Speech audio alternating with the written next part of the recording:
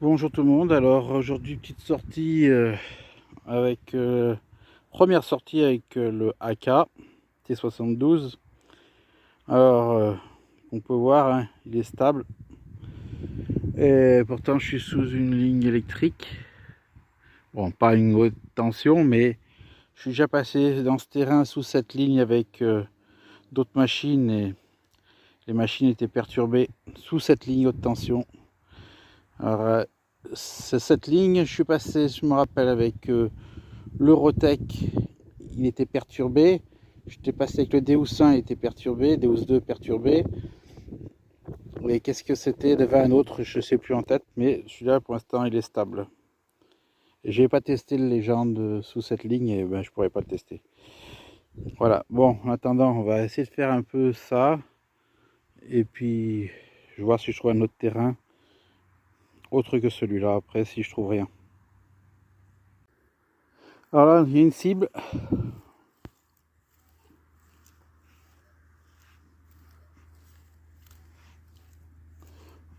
Pour moi et pour lui, c'est un ferreux.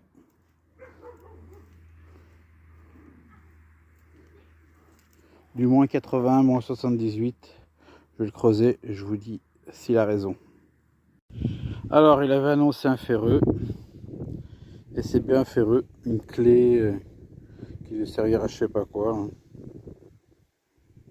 Alors là, j'ai un son. Il me tracasse. Là, il met du bon avec du mauvais. Et plus du bon, mais il y a quand même du mauvais. Je change de position. Je change de fréquence. Puis là, il met que du bon. Vous voyez, là, j'ai du ding ding ding ding. Bah, vous l'entendez peut-être pas. Je vais vous mettre le son vite fait. Voilà. Avec un graphique à droite. Alors que dans l'autre position, eh ben, l'autre position, j'ai le graphique à gauche. J'ai un son clean ding avec un graphique qui part. Ouais, on va voir ce que ça donne. Ce qu'il y a réellement dessous. Bon, bah, c'était la position du milieu qui avait raison. Le commutateur au centre, je crois que je vais rester au centre parce que là, ici, il me dit des conneries. Et puis là, je sais pas, ça marche pas dans ce sens-là. Ça me met overload. Donc on va rester comme ça. De toute façon, même si ça n'est pas overload, j'ai aucun son. Donc je laisse au milieu. Et donc, eh ben, c'était bien de la merde. Un gros morceau de ferraille. L'autre un reste de pelle ou je sais pas, une morceau de carcasse de tracteur. Bon, ça va. Vu qu'il y a des déchets de vestiges de machines agricoles. Bon, bah pour l'instant, je peux pas dire qu'il est bon ou il est mauvais. Hein. Et bon, pour l'instant, on va l'appeler le dépollueur, hein, le détecteur. Un son sans indice, écrit overload en plein sur l'écran parce que c'était à ras le sol. Et une coupelle d'amortisseur, tout ce qu'il en reste. Là, vous avez l'amortisseur qui passe là le boulon. Et ici, c'est là où s'arrête la spirale de l'amortisseur. Bon, pour cette sortie, là, je vais m'arrêter là parce que je commence à en avoir plein le cul. C'est bien de dépolluer, mais je commence à en avoir plein le cul. Donc, parce que là, il répond bien, hein, mais il me trouve que les ferreux. Alors, peut-être qu'il y a que des ferreux dans le champ. Mais bon, là, il m'a fait un son, un plus positif à 84, avec une barre à gauche qui dit que c'est pas bon.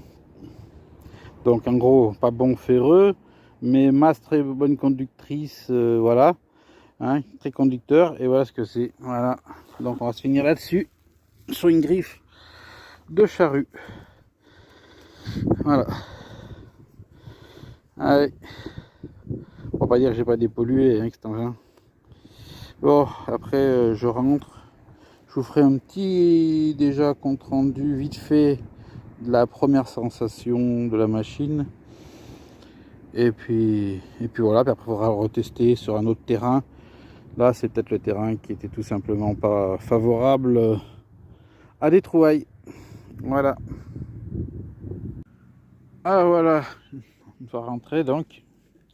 Un petit bilan vite fait de cette première prise en main sur terrain. Hop là, reste avec moi. Donc ce qu'on peut dire, le disque. Le disque il est assez grand, hein. C'est bien pour balayer, ça paraît une bonne surface.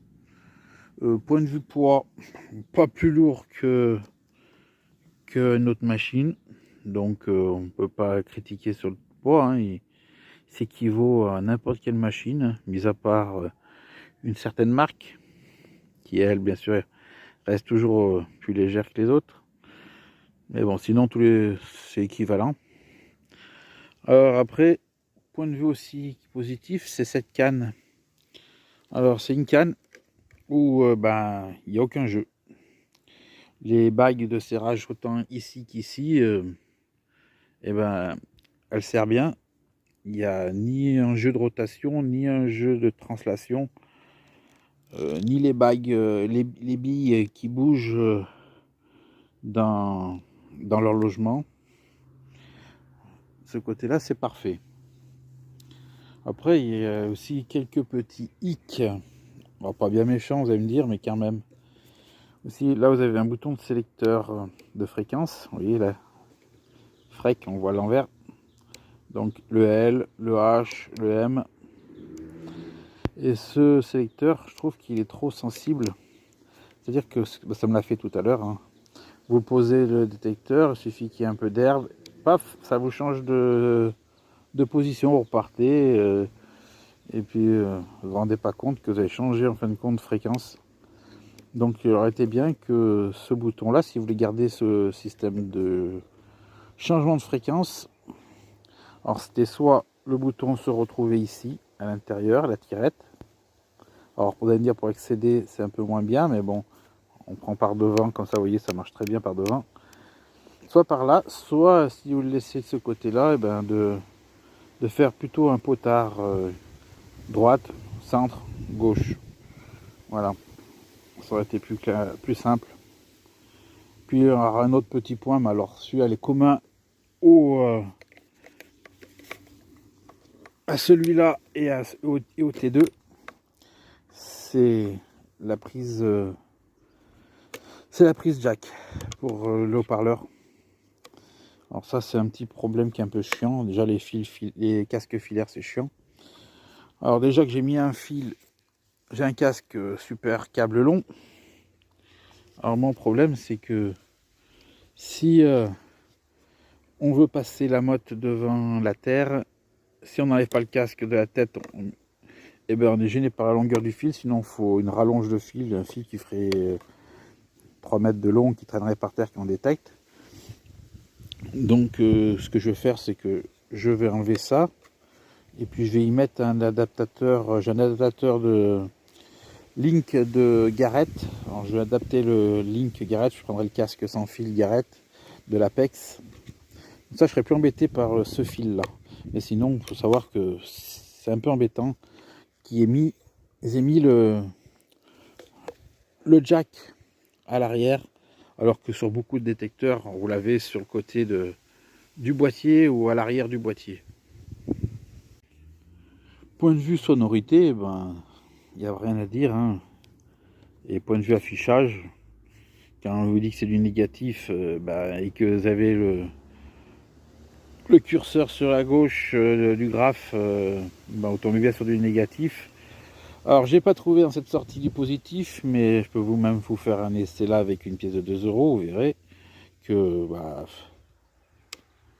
on vous enlève ça, hop, voilà, que le positif il est là. Alors les chaussures de sécurité,